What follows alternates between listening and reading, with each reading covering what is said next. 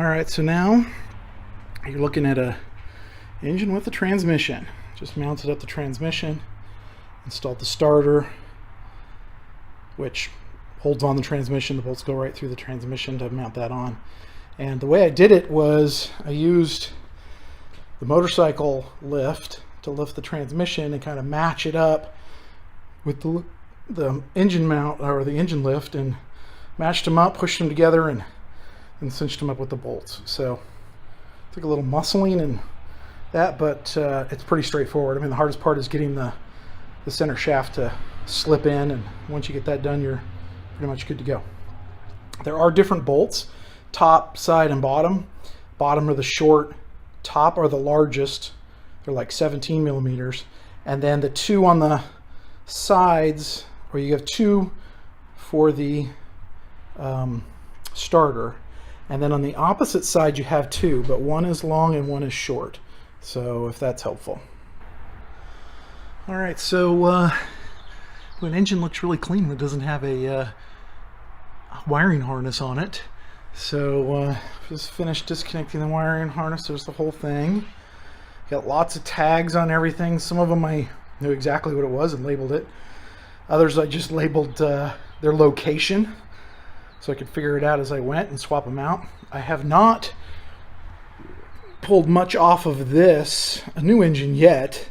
A few of them that I had to, and I labeled those, but that way I can just swap one for one as I go through the whole process. So hopefully this will go nice and smooth and match up. This is the spot where I'm kind of the most nervous. I'm going to make a mistake, so we shall see. All right, I'm making progress on the wiring harness. It's all matching up pretty good. You got to pay close attention to the tags because a lot of things look the same but aren't. The other thing that's interesting is the alternator cables go up and through and out this way, whereas the other one is a little different. So you just gotta manage them the way you can. So get them all connected. Your alternator wire is going up, this power one, so that gets you going in the right direction. So you got to judge that. If you just I started connecting them and then realized, wait, I've got it all backwards. So I had to make sure I'm going in the right direction. Removed the other wiring harness as I go. One of the things you're going to want off the old wiring harness is this little contraption here that holds the wires that go to the spark plugs. So you got to swap them off. On the old one, just has this simple little one here. So just take that one off and then attach that one. And I think the next thing that's going to be a little weird is the lift actuator, which obviously there's no lift actuator on the other harness, but you have some extra. You got like this extra one here that wasn't connected to anything, so I'm hoping that's the right one to go on to there. So we'll see. I did find I had to disconnect these hoses on the valve cover in order to get the harness out, because the harness goes down and underneath them, so you got to get those out of the way to get in there. But making some quick progress. All right, wiring harness is installed. It was definitely intimidating, but being really organized and tagging everything really well makes a big difference. So start down at the end, at the bottom down here at the oil, work your way up and around. It is kind of messy looking up here. I know this tucks in underneath the engine bay, but I don't know. We need to cover for that. You do have to, the hard part is getting the old wiring harness out and this one in, because they both tuck down into this area.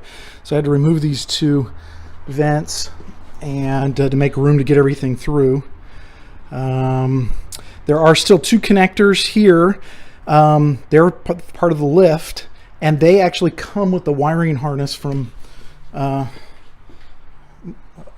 Monkey Wrench. So Monkey Wrench, the wiring harness. Everybody says you can do this yourself and wire it yourself, but it doesn't seem worth it. So these are the two lift items that you still got to plug in. Got to wait until I plug all this in and then feed this through and plug it in. I had a couple. Oh, you have to, on the mass airflow sensor right here, you have to flip the two bottom wires. So there's three wires. You got to do the bottom two. You got to flip them because this is backwards to the other one. That was a little challenging. You got to have a special little tool for getting the pins out. It took me a while to get them out. They're just hard to get out. And I had one other one that the wire pulled out of the back.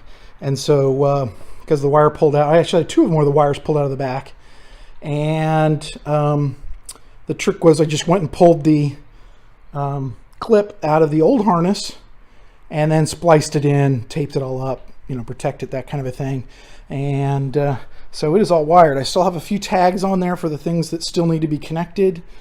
You still have things that connect to the airbox, that kind of thing.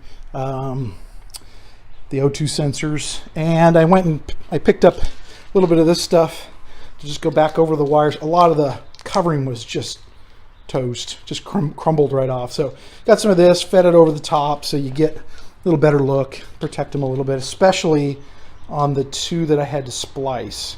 That's really important so that they're that much more protected. So essentially I'm ready to go with the install. The one other thing I did is I went and picked up some ramps. So I jacked up the front and put the tires on the ramp, so it'll be much easier to get the back high enough to get the engine in.